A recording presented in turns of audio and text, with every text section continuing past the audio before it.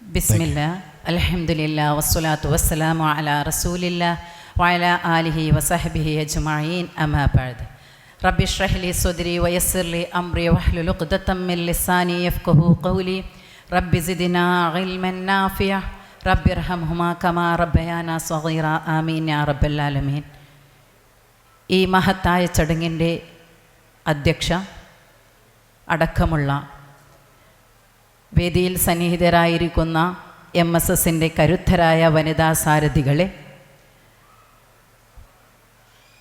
ഇവിടെ പല ഭാഗങ്ങളിൽ നിന്നായി MSSൻ്റെ സമ്മേളനത്തിന് പങ്കെടുക്കാൻ വന്ന MSSൻ്റെ പ്രവർത്തകരെ, പ്രിയപ്പെട്ട സഹോദരി സഹോദരന്മാരെ, അസ്സലാമു അലൈക്കും വറഹ്മത്തുള്ളാഹി വബറകാതുഹു. സാമൂഹ്യ പരിവർത്തനത്തിൽ സ്ത്രീകൾക്കുള്ള പങ്ക്. സാമൂഹിക മുന്നേറ്റം മാനവികതയിലൂടെ എന്ന് ഉയർത്തിപ്പിടിച്ചുകൊണ്ട് പ്രയാണം നടത്തുന്ന MSS വേദി സ്ത്രീകൾക്ക് ഒരുക്കി തന്ന ഈ മഹത്തായ ചടങ്ങിന് ആദ്യമായി നന്ദി പറയുകയാണ്. വനിതാ സെഷൻ എന്ന് കേൾക്കുമ്പോഴേ, മഹിളാ സമ്മേളനം എന്ന് കേൾക്കുമ്പോഴേ ഈ ഭാഗം ഇങ്ങനെ ഇറങ്ങിപ്പോയി, ഒഴിഞ്ഞുപോയി. അവർ വിചാരിച്ചിട്ടുണ്ടാവും, സ്ത്രീകളൊക്കെ ഇങ്ങനെ ശക്തിപ്പെട്ട് വന്നാൽ നമ്മളെന്താ ചെയ്യാൻ. ചിലപ്പോൾ സ്ത്രീ ശക്തിപ്പെടുന്ന എന്തെങ്കിലും അവർക്കെതിരെ എന്തെങ്കിലും പറഞ്ഞു പോകുമോ എന്ന് ചിലപ്പോൾ അവർ ഭയന്നിട്ടുണ്ടാവാം. അത് ഇഷ്ടപ്പെടാത്തൊരവസ്ഥ അവരുടെ മനസ്സിലുണ്ടാവാം എന്ന് കരുതിയിട്ടായിരിക്കാം അവർ ചിലപ്പോൾ ഇറങ്ങിപ്പോയത്. പ്രിയപ്പെട്ട സഹോദരന്മാരെ, നിങ്ങളില്ലാതെ, പുരുഷന്മാരില്ലാതെ സ്ത്രീകളില്ല. പുരുഷന്മാരാണ് സ്ത്രീകളുടെ എല്ലാ നേട്ടങ്ങൾക്കും പിറകിലെന്ന് പലപ്പോഴായി നമ്മൾ പറഞ്ഞിട്ടുണ്ട്. അതുമാത്രമല്ല, പഴമൊഴിയായി തന്നെ നമ്മൾ പറഞ്ഞു കേട്ടിട്ടുള്ളത്, ഓരോ പുരുഷൻ്റെയും വിജയത്തിൻ്റെ പിറകിൽ ഒരു സ്ത്രീയുണ്ടെന്ന് പറയുന്നത് പോലെ തന്നെയാണ് ഓരോ സ്ത്രീയുടെയും വിജയത്തിൻ്റെയും ഉയർച്ചയുടെയും താഴ്ചയുടെയും പിറകിൽ പുരുഷന്മാരുണ്ട് എന്ന് പറയുന്നത്. അതുകൊണ്ട് നിങ്ങളില്ലാതെ ഞങ്ങളില്ല, നമുക്ക് ഒരുമിച്ച് പോയാലാണ് എല്ലാ ശാക്തീകരണവും സാധ്യമായി വരിക. കാലം മാറുകയാണ്. നമുക്കെല്ലാവർക്കും അറിയുന്നത് പോലെ കാലമിങ്ങനെ ഓടുകയാണ്, നമ്മളെ കൊണ്ടിങ്ങനെ ഓടുകയാണ്. അന്ന് കണ്ട കാഴ്ചയല്ല ഇന്ന് നമ്മൾ കാണുന്നത്, അന്ന് കണ്ട മനുഷ്യരെയല്ല നമ്മൾ ഇന്ന് കാണുന്നത്, അന്ന് കണ്ട ആദർശങ്ങളല്ല ഇന്ന് നമ്മൾ കാണുന്നത്, അന്ന് ഉൾക്കൊണ്ട ആശയങ്ങളല്ല ഇന്ന് നമ്മൾ ഉൾക്കൊള്ളുന്നത്. മറിച്ച് നമ്മുടെ ആശയത്തിൽ, നമ്മുടെ ആദർശത്തിൽ, നമ്മുടെ ജീവിത കാഴ്ചപ്പാടിൽ, നമ്മുടെ സംസ്കാരത്തിൽ എല്ലാം സമൂലമായ മാറ്റം വന്നുകൊണ്ടിരിക്കുകയാണ് എന്ന് നമ്മൾക്കെല്ലാവർക്കും പറയാതെ തന്നെ അറിയുന്ന കാര്യമാണ്. നമുക്കറിയാം, ഇന്ന് ഏറ്റവും കൂടുതൽ ചർച്ച ചെയ്യപ്പെടുന്ന ഒരു വിഷയം തന്നെ സ്ത്രീ ശാക്തീകരണത്തെക്കുറിച്ചിട്ടാണ്, അല്ലെങ്കിൽ സ്ത്രീ സ്വാതന്ത്ര്യത്തെക്കുറിച്ചിട്ടാണ്, അല്ലെങ്കിൽ സ്ത്രീകളുമായി ബന്ധപ്പെട്ട വിഷയങ്ങളെക്കുറിച്ചിട്ടാണ്. അവളുടെ വസ്ത്രം, അവളുടെ ഭക്ഷണം, അവളുടെ ശരീരരീതി, അവളുടെ സ്വാതന്ത്ര്യം, അങ്ങനെയുള്ള അവകാശങ്ങളടക്കമുള്ള കാര്യങ്ങളെക്കുറിച്ചിട്ടാണ് ഏറ്റവും കൂടുതൽ സമകാലിക സമൂഹത്തിൽ, ആധുനിക സമൂഹത്തിൽ ചർച്ച ചെയ്യപ്പെടുന്നത് എന്ന് നമുക്കിന്നാരും പറഞ്ഞു തരേണ്ട ആവശ്യമില്ല. അത് പകൽ പോലെ വെളിച്ചമുള്ള കാര്യമാണ്. ചിലപ്പോൾ നമ്മളൊക്കെ വിചാരിക്കുന്നുണ്ടാവും, സ്ത്രീ പുരുഷനെ പോലെ ആവുക എന്നതാണ് സ്ത്രീ ശാക്തീകരണത്തിൻ്റെ അടയാളമെന്ന്. ചിലപ്പോൾ നമ്മൾ പറയുന്നുണ്ടാവും, പുരുഷന്റെ വസ്ത്രം സ്ത്രീ ധരിക്കുന്നത് കൊണ്ട് സ്ത്രീ ശാക്തീകരണം സാധ്യമാവുമെന്ന് പറഞ്ഞ ഒരു സർക്കാരിൻ്റെ കീഴിലാണ് നമ്മൾ ജീവിക്കുന്നത് എന്നുള്ള ആ ബോധ്യത്തോടെ തന്നെ പറയട്ടെ, പ്രിയപ്പെട്ടവരെ, ആധുനിക ഫെമിനിസവും ആധുനിക ലിബറലിസവും ഒക്കെ പറയുന്നത് പോലെ സ്ത്രീക്ക് പുരുഷന്റെ വസ്ത്രം ധരിച്ചതുകൊണ്ട് ഒരു മാറ്റവും സംഭവിക്കാൻ പോകുന്നില്ല. അവൾക്കൊരു ശാക്തീകരണവും സംഭവിക്കാൻ പോകുന്നില്ല, ഒരു സാമൂഹ്യ പരിവർത്തനവും സംഭവിക്കാൻ പോകുന്നില്ല. ലിംഗസമത്വം എന്ന് നമ്മൾ കൊട്ടിഘോഷിക്കപ്പെടുന്ന ആശയമുണ്ടല്ലോ പ്രിയപ്പെട്ടവരെ, നമുക്ക് ആവശ്യം ലിംഗസമത്വമല്ല, നമുക്ക് ആവശ്യം ലിംഗനീതിയാണ്. ഇസ്ലാം നമുക്ക് തന്നതുപോലെ ഇസ്ലാം നമുക്ക് തന്നതുപോലെ ഒരു സ്ത്രീയാണെന്ന് മാറ്റി നിർത്താതെ എല്ലാ കാര്യത്തിലും നമുക്ക് സ്വാതന്ത്ര്യം തന്നതുപോലെ, എല്ലാ കാര്യത്തിലും നമുക്ക് ഒരു പരിചരണം തന്നതുപോലെ അങ്ങനെയുള്ള ഒരു ലിംഗനീതിയാണ് നമുക്കെല്ലാവർക്കും അന്നും ആവശ്യം, ഇന്നും ആവശ്യം. അല്ലാതെ വസ്ത്രത്തിൻ്റെ നീളം കുറയുമ്പോൾ സ്വാതന്ത്ര്യവും ശാക്തീകരണവും കൂടുമെന്നോ, വസ്ത്രത്തിൻ്റെ നീളം കുറയുമ്പോൾ സ്വാതന്ത്ര്യവും ശാക്തീകരണവും കൂടുന്നുവെന്നോ നമുക്ക് പറയാൻ കഴിയില്ല. അങ്ങനെയാണ് ചിലപ്പോൾ നമ്മൾ പറഞ്ഞു വെച്ചിട്ടുള്ളത്. പിന്നെ സ്ത്രീകൾക്ക് സ്വാതന്ത്ര്യമെന്ന് പറഞ്ഞാൽ ഇങ്ങനെയൊക്കെയാണ് എന്നൊരു കാഴ്ചപ്പാട് ആധുനിക സ്ത്രീകളുടെ കാര്യത്തിൽ ഉണ്ടായിട്ടുണ്ട് എന്ന് വളരെ ഖേദകരമായി പറഞ്ഞു വെക്കട്ടെ. രാവും പകലും പോലെ, ഉറക്കവും ഉണർച്ചയും പോലെ, മഴയും വെയിലും പോലെ വിഭിന്ന പ്രകൃതക്കാരാണ് സ്ത്രീയും പുരുഷനും എന്നുള്ളത്. അവർക്ക് വ്യത്യസ്ത ധർമ്മങ്ങളാണുള്ളത്. പ്രകൃതിയിൽ ഓരോ വസ്തുവിനെയും, പ്രകൃതിയിലെ ഓരോ കാര്യങ്ങളെയും പ്രപഞ്ചനാഥൻ ഉണ്ടാക്കി വെച്ചിട്ടുണ്ടെങ്കിൽ, പ്രപഞ്ചനാഥൻ സൃഷ്ടിച്ചു വെച്ചിട്ടുണ്ടെങ്കിൽ ഇവയ്ക്കൊക്കെ രാവിനുള്ള ധർമ്മം പോലെ, പകലിലുള്ള ധർമ്മം പോലെ, ഉറക്കത്തിനുള്ള ധർമ്മം പോലെ, ഉണർച്ചയ്ക്കുള്ള ധർമ്മം പോലെ, മഴയ്ക്കുള്ള ധർമ്മം പോലെ, വെയിലിനുള്ള ധർമ്മം പോലെ, പ്രിയപ്പെട്ടവരെ, സ്ത്രീയുടെയും പുരുഷൻ്റെയും ധർമ്മം വ്യത്യസ്തമാണ്. ധർമ്മം മാത്രമേ വ്യത്യസ്തമായിട്ടുള്ളൂ. മറിച്ച് അവൾ നേടുന്ന വിദ്യാഭ്യാസത്തിലോ, അവൾക്കുള്ള ധാർമ്മികതയിലോ, അവൾക്കുള്ള പ്രവർത്തനങ്ങളിലോ, അവൾക്ക് നൽകുന്ന സ്നേഹത്തിലോ ചെറുതരി പോലും വ്യത്യാസം വരരുതെന്ന് പഠിപ്പിച്ച ഒരു മതത്തിൻ്റെ അനുയായികളാണ് നമ്മളൊക്കെ. അപ്പം നിങ്ങളൊക്കെ പറയും ഞാനിങ്ങനെ വെറുതെ പറയാമെന്ന്. നിങ്ങൾ അങ്ങനെ ചിന്തിച്ചിട്ടുണ്ടാവും. കാരണം പല ആശയങ്ങൾ ഉൾക്കൊള്ളുന്നവരാണ് നമ്മൾ.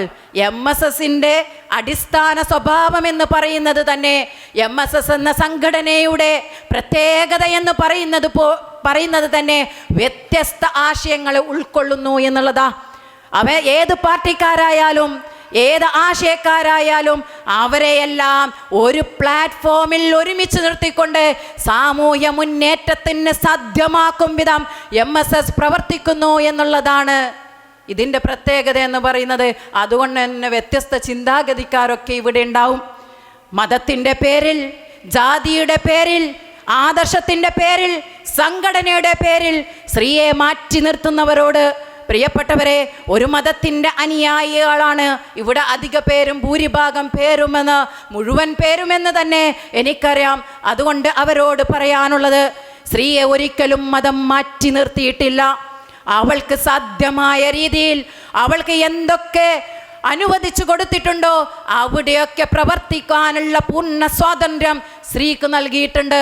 അപ്പോൾ സാമൂഹ്യ പരിവർത്തനത്തിൽ ഈ ജനവിഭാഗത്തിൻ്റെ പകുതിയിലധികം വരുന്ന സ്ത്രീകൾക്ക് തൻ്റേതായ പങ്ക് നിർവഹിക്കാനുണ്ട് എന്നുള്ള ബോധം നമുക്കെല്ലാവർക്കും ഉണ്ടായിരിക്കണം.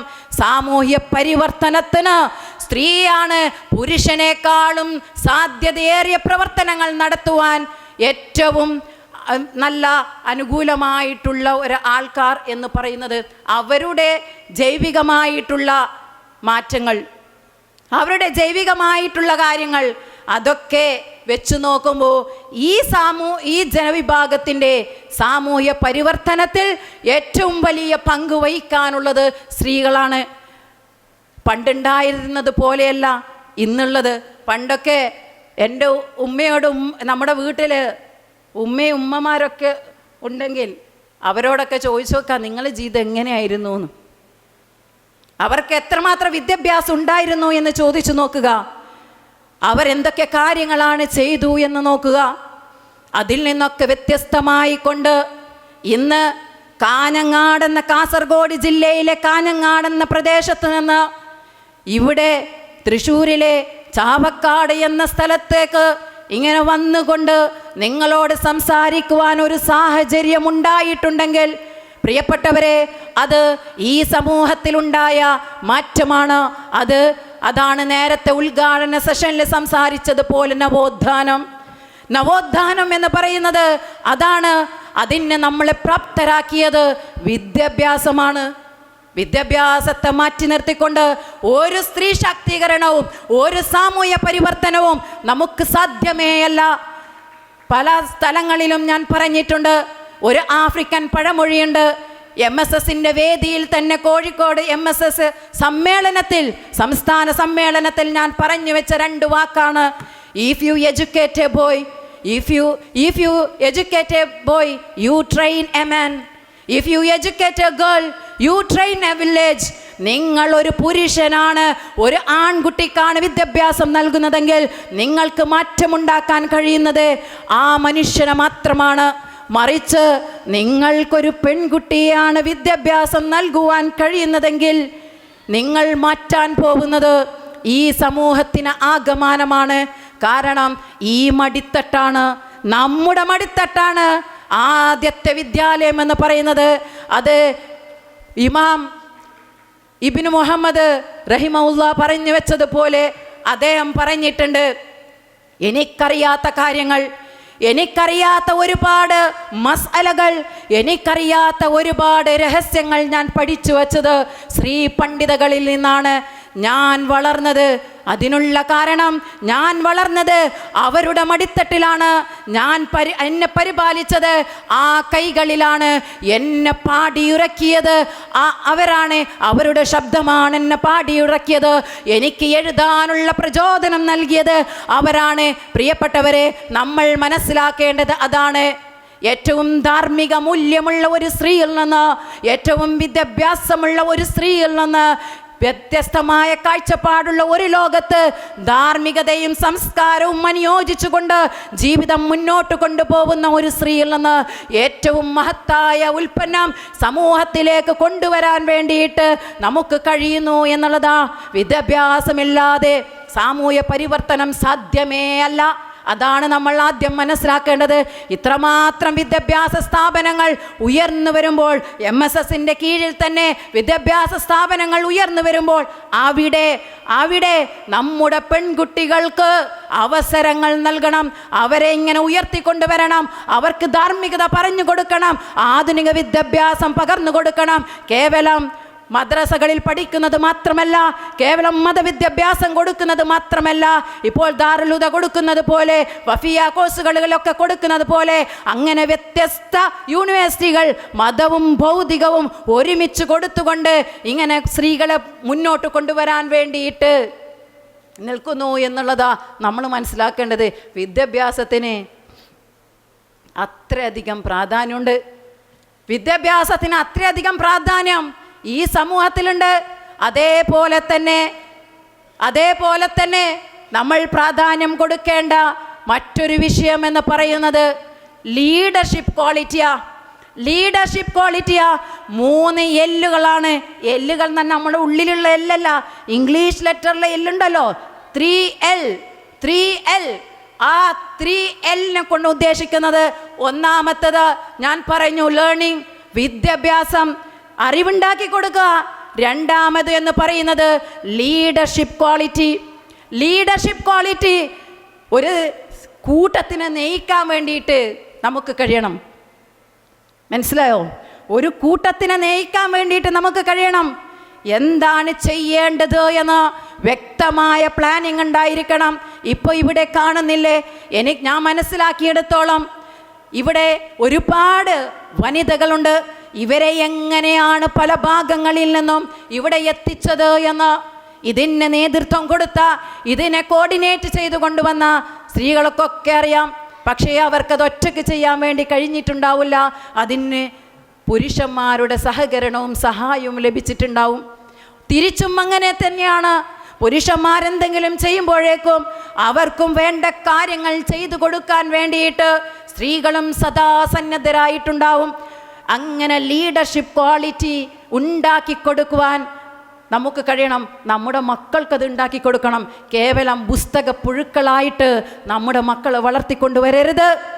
സമൂഹത്തിൽ നടക്കുന്ന അനാചാരങ്ങൾക്കെതിരെ, സമൂഹത്തിൽ നടക്കുന്ന അനീതിക്കെതിരെ ഏതെങ്കിലും വിധത്തിൽ ആരെങ്കിലും നമ്മുടെ ചുറ്റുപാട് പ്രയാസപ്പെടുന്നവരുണ്ടെങ്കിൽ, അക്ഷരരുണ്ടെങ്കിൽ, ദുർബലരുണ്ടെങ്കിൽ അവരിലേക്ക് ഒരു നോട്ടമെത്തിക്കുവാൻ, അവരിലേക്ക് ഒരു കൈ എത്തിക്കുവാൻ നമ്മുടെ മക്കളെ പ്രാപ്തരാക്കണം. അതിനുള്ള പ്രാപ്തരാക്കാൻ വേണ്ടി കഴിയുന്നത് ഉമ്മമാരായ നമ്മൾക്കാ. നമ്മളൊരു സ്ത്രീയാ.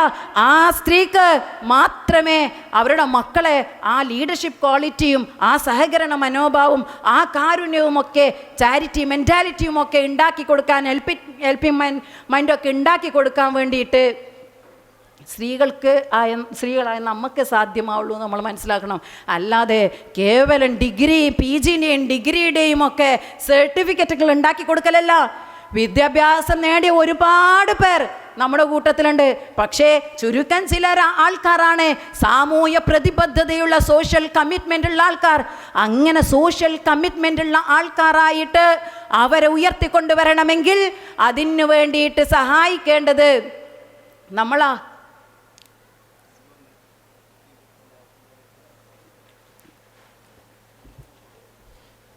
ഇന്നലെ വരെ ഒരു കുഴപ്പമുണ്ടായിട്ടില്ല.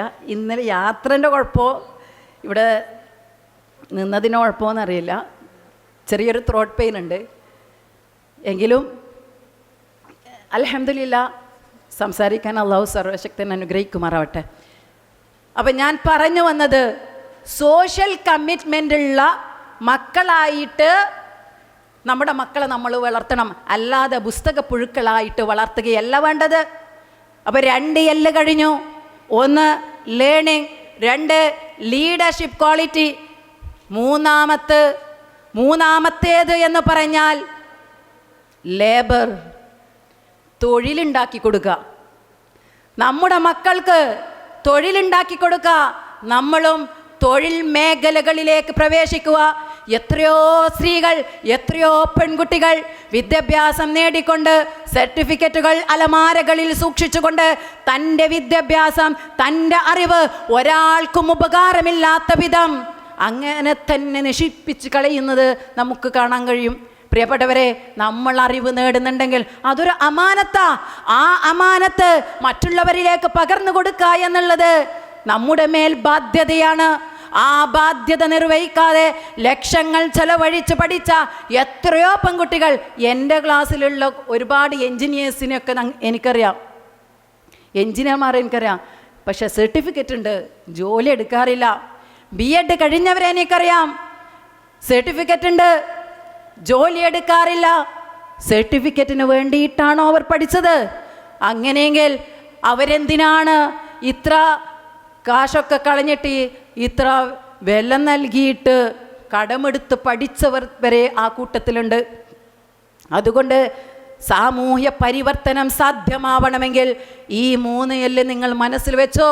എല്ലാ സ്ത്രീകളും മനസ്സിൽ വെച്ചോ, എല്ലാ പുരുഷന്മാരും മനസ്സിൽ വെച്ചോ. ഇങ്ങനെ ഒരു മാറ്റത്തിലൂടെ മാത്രമേ സാമൂഹ്യ പരിവർത്തനം സാധ്യമാവുകയുള്ളൂ.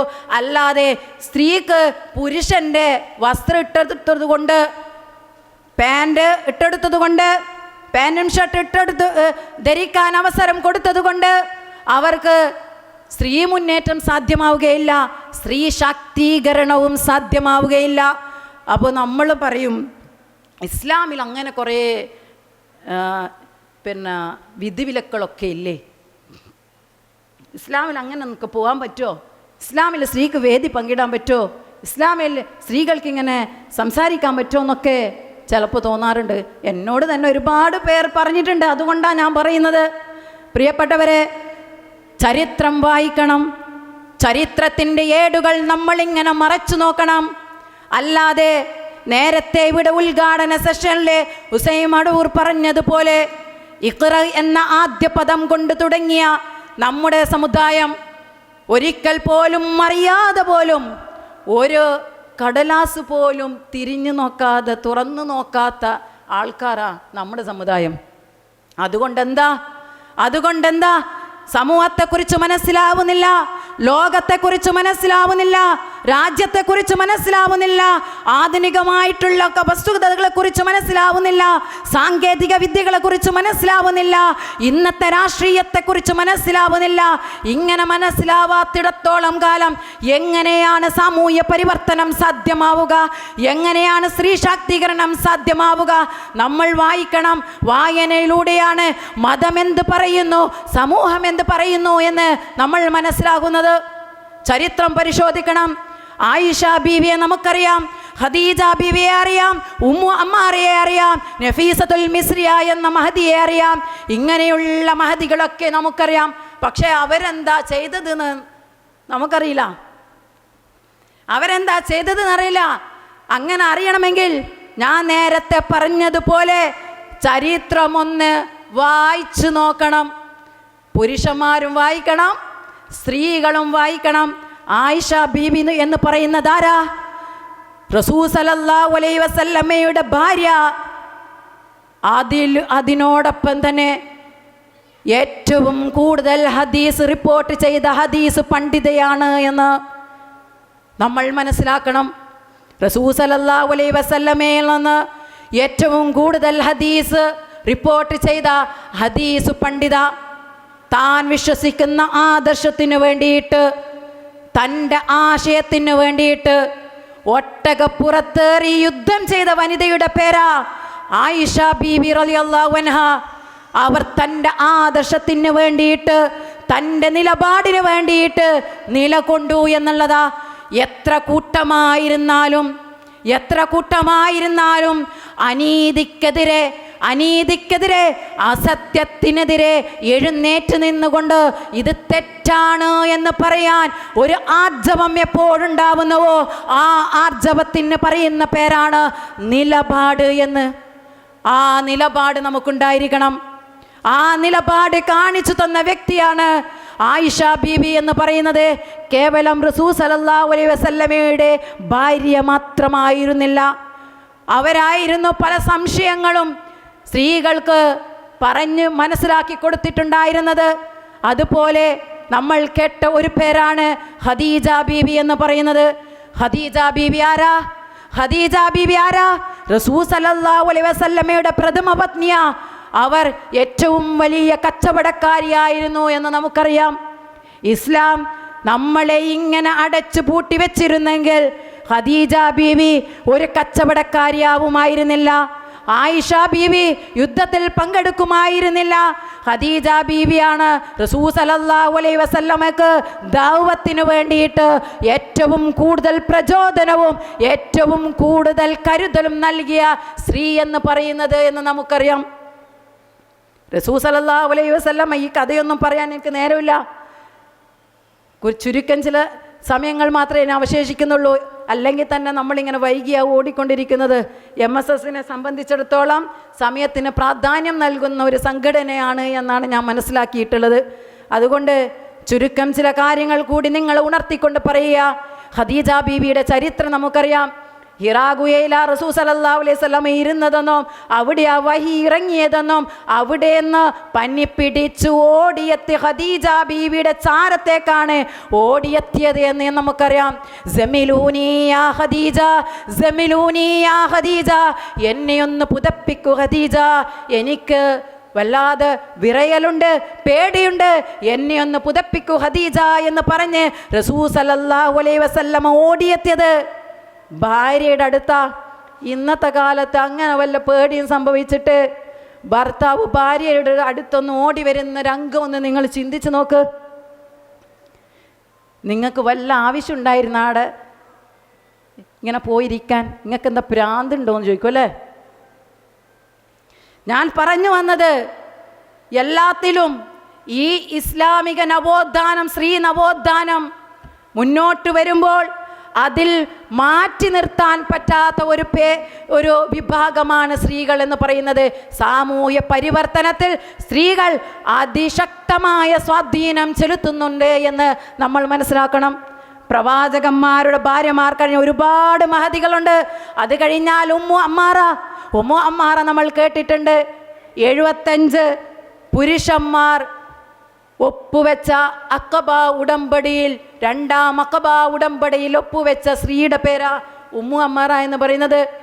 ഉഹദ് രണാങ്കണത്തിൽ റസൂൽ സല്ലല്ലാഹു അലൈഹി വസല്ലമയെ ശത്രുക്കൾ രണ്ടാമതിങ്ങനെ റസൂൽ സല്ലല്ലാഹു അലൈഹി വസല്ലമ മരണപ്പെട്ടു എന്ന് പറഞ്ഞപ്പോൾ ഇതിൽ വെപ്രാളപ്പെട്ട് എല്ലാവരും ഓടിപ്പോയപ്പോൾ റസൂൽ സല്ലല്ലാഹു അലൈഹി വസല്ലമ പിന്നീട് പറയുന്നുണ്ട്, ഹദീസ് സ്വഹീഹായ ഹദീസിലൂടെ റിപ്പോർട്ട് ചെയ്യപ്പെട്ട ഒരു ഹദീസാണ്, ഞാൻ ഇടത്ത് നോക്കി, ഞാൻ വലത്ത് നോക്കി, ഞാൻ മുമ്പിലും പിമ്പിലും നോക്കി, അവിടെയൊക്കെ ഞാൻ കണ്ടിരുന്നത് ഉമ്മു അമ്മാറയായിരുന്നു എന്ന്. സഹോദരിമാരെ, ഇതിൽ നിന്ന് എന്താണ് നാം മനസ്സിലാക്കേണ്ടത്? റസൂൽ സല്ലല്ലാഹു അലൈഹി വസല്ലമ സ്ത്രീകൾക്ക് അടിമത്തമല്ല നൽകിയത്. ഇസ്ലാം എന്ന് പറയുന്നത് സ്ത്രീകൾക്ക് അടിമത്തമല്ല നൽകിയത്, മറിച്ച് എല്ലാ കാര്യങ്ങളിലും നേരത്തെ ഞാൻ പറഞ്ഞില്ലേ, രാവിനെ പോലെ പകലിനെ പോലെ ഉറക്കിനെ പോലെ ഉണർച്ചയെ പോലെ വ്യത്യാസപ്പെട്ടിരിക്കുന്ന രണ്ട് വിഭാഗങ്ങളാണ് പുരുഷന്മാർ എന്നുള്ളത്. അപ്പോഴും ഒരു പരിധി നമുക്ക് വെച്ചിട്ടുണ്ട് അല്ലേ? അതെന്തിനാ അങ്ങനെ വെച്ച്? എന്തിനാ അങ്ങനെ വെച്ചത്? എല്ലാ മേഖലകളിലും നമ്മളിങ്ങനെ ഇടപെടുമ്പോൾ നമ്മുടെ മനസ്സിലൊരു ചിന്തയുണ്ടായിരിക്കണം. ഏത് വേദിയായിരുന്നാലും, ഏത് സംഘടനയായിരുന്നാലും, ഏത് ആദർശമായിരുന്നാലും, ഏത് കാര്യത്തിന് മുന്നിട്ടിറങ്ങുമ്പോഴും ഒന്നാമതായിക്കൊണ്ട് നമ്മുടെ മനസ്സിലൊരു ചിന്തയുണ്ടായിരിക്കണം, നമ്മളെല്ലാവരും വിശ്വാസികളാണ് എന്നുള്ള ചിന്ത അല്ലേ?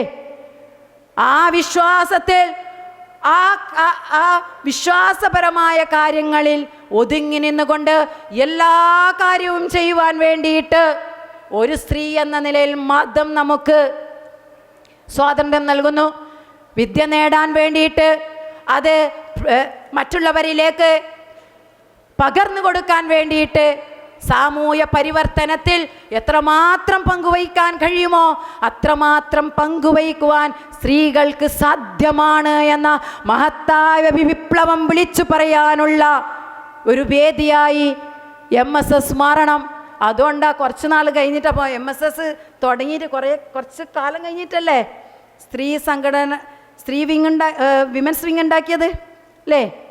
വിമൻസ് വിങ് ഉണ്ടാക്കിയത്. അപ്പോൾ ഞാനിങ്ങനെ ഓർക്കുക, കണ്ണൂർ പരിപാടി പോയ സമയത്ത് ഇങ്ങനെ അവിടെ സംസാരിക്കുന്നത് കേട്ടു. സ്ത്രീകൾക്ക് ജില്ലാ വിങ്ങൊക്കെ ഉണ്ട്, ശാഖയിലും അവിടെയുള്ള വിങ്ങൊക്കെ ഉണ്ട്. പക്ഷേ സ്റ്റേറ്റിൽ സ്ത്രീകൾക്ക് വിമൻസ് വിങ്ങില്ല എന്നാണ് അറിഞ്ഞത്. അതെന്തുകൊണ്ടാണ് എന്ന് മനസ്സിലായിട്ടില്ല. അത് സാന്ദർഭികമായിട്ട് ഇവിടെ സൂചിപ്പിക്കുക. പ്രിയപ്പെട്ടവരെ, ചിലപ്പോൾ അവർ ഭയന്നു കാണാം, എനെങ്ങാനും വിമൻസ് വിങ് ഉണ്ടാക്കിക്കഴിഞ്ഞാൽ ഇപ്പോൾ ഇങ്ങനെ വിദ്യാഭ്യാസപരമായി, സാമൂഹ്യപരമായി, സാംസ്കാരികപരമായി, രാഷ്ട്രീയപരമായൊക്കെ സ്ത്രീകളിങ്ങനെ മുന്നോട്ട് വരുമ്പോൾ, സ്ത്രീകളിങ്ങനെ ഉയർന്നു വരുമ്പോൾ സ്വാഭാവികമായിട്ടും ചിലപ്പോൾ ഓരോരുത്തരുടെ ഉള്ളിലുണ്ടാവുമല്ലോ, വിമൻസ് വിങ് ഇങ്ങനെ ഉണ്ടാക്കിയാണ്, ഇനിയൊരു തലവേദനക്ക് നമുക്ക് വയ്യാന്ന്, ചിലപ്പോൾ ഇനി നമ്മളെ വിങ് ഉണ്ടാവുമെന്ന് ചിലപ്പോൾ അവരൊക്കെ ഭയന്നിട്ടുണ്ടാവാം. ഞാനത് സാന്ദർഭികമായി സൂചിപ്പിച്ചതാണ് കേട്ടോ. ചിലപ്പോൾ കുറച്ച് കാലം കഴിഞ്ഞാൽ വിമൻസ് വിങ് ഒക്കെ ഉണ്ടാവാം. അപ്പോൾ ഞാൻ പറഞ്ഞു വന്നത്, നമ്മുടെ ശാക്തീകരണം എന്ന് പറയുന്നത് ഫെമിനിസവും ലിബറലിസവും ഒക്കെ ചൂണ്ടിക്കാണിക്കുന്നത് പോലെ നമ്മുടെ ഇടയിലേക്ക് പല സംഘടനകളും കടന്നു വന്നുകൊണ്ട് പല ആശയങ്ങളും നമ്മുടെ മക്കളിലേക്ക് പകർന്നു കൊടുക്കുന്നത് പോലെ, ക്യാമ്പസുകളിൽ വളർന്നു വരുന്ന സ്ത്രീ മുന്നേറ്റം പോലെ അങ്ങനെയുള്ള സ്ത്രീ ശാക്തീകരണമല്ല നമുക്ക് വേണ്ടത്. വസ്ത്രം കുറച്ചുകൊണ്ടുള്ള ശാക്തീകരണമല്ല നമുക്ക് വേണ്ടത്. പുരുഷന്മാരുടെ വസ്ത്രം ധരിച്ചുകൊണ്ടുള്ള ശാക്തീകരണമല്ല നമുക്ക് വേണ്ടത്. മറിച്ച് സാമൂഹ്യമായ മുന്നേറ്റത്തിന് അടിസ്ഥാന ഘടകമായിട്ട് നമ്മുടെ ഇടയിലുണ്ടായിരിക്കേണ്ട 3 കാര്യങ്ങളെക്കുറിച്ച് ഞാൻ പറഞ്ഞു വെച്ചു. അത് ധാർമ്മിക മൂല്യങ്ങളോടെയുള്ളതായിരിക്കണം. നമ്മുടെ അയൽവാസി പട്ടിണി കിടക്കുമ്പോൾ വയറ് നിറച്ചുണ്ണുന്നവൻ വിശ്വാസിയല്ല എന്ന് പറഞ്ഞപ്പോൾ, പ്രിയപ്പെട്ടവരെ, ആ ആശയമാണ് നമ്മൾ ഉൾക്കൊള്ളേണ്ടത്. ഒരുപാട് വിഭാഗങ്ങൾ നമ്മുടെ ചുറ്റുമുണ്ട്. കണ്ണ് കാണാത്തവർ, കാഴ്ച കേൾക്കാത്തവർ, ഈ പ്രകൃതിയുടെ സംഗീതം അനുഭവിക്കാൻ കഴിയാത്തവർ, മാരക രോഗങ്ങളിൽ പ്രയാസം അനുഭവിക്കുന്നവർ, ഇങ്ങനെയുള്ളവരിലേക്കൊക്കെയും ഒരു കൈത്തിരിയായി മാറാൻ നമുക്ക് കഴിയണം. ആ കൈത്തിരിയിൽ നിന്ന് ഒരു പ്രകാശം നമുക്ക് ചുറ്റും ഇങ്ങനെ ഉയർന്നു വരട്ടെ. കേവലം മെഴുകുതിരിയായിട്ടല്ല, സ്വയം മുരുകിയൊലിച്ചുകൊണ്ട് പ്രകാശം പരത്താനുള്ള മെഴുകുതിരിയായിട്ടല്ല, മറിച്ച് ഒരു കെടാവിളക്കായി സർവപ്പോഴും നമുക്ക് മറ്റുള്ളവരിലേക്ക് പ്രകാശം ചൊരിയുവാൻ നമുക്ക് കഴിയണം.